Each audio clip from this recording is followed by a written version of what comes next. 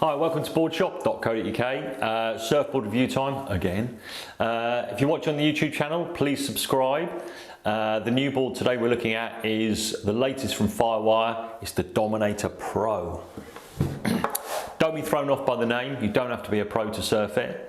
You'll be aware of the previous Dominators, the one with a big fat tail, the original one, and then the 2.0 version, which was a fine-tuned version of that one with more of a pulled-in squash tail, a bit more performance-y. And the Dominator Pro is the next step on from that 2.0 version.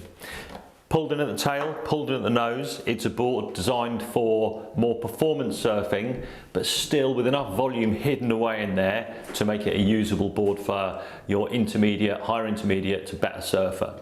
So let's have a little spin around it. As I said, you can see the tail's a bit more pulled in, nose is a bit more pulled in. The rocker line isn't too extreme, it's pretty medium rocker out through the tail and in through the nose.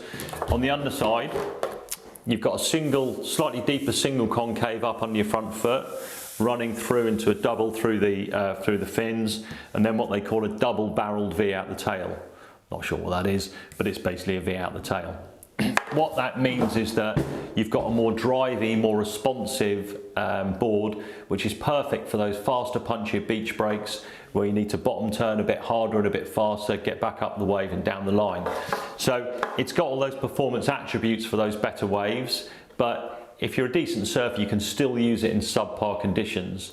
Wave range realistically is waist to overhead, as far as you want to push yourself and your surfing, but it's a board that is built to be responsive. It's a Dan Mann model, so it's come on from his designs that he's worked with Slater previously, and like I said, it's a performance focused board with that usability edge.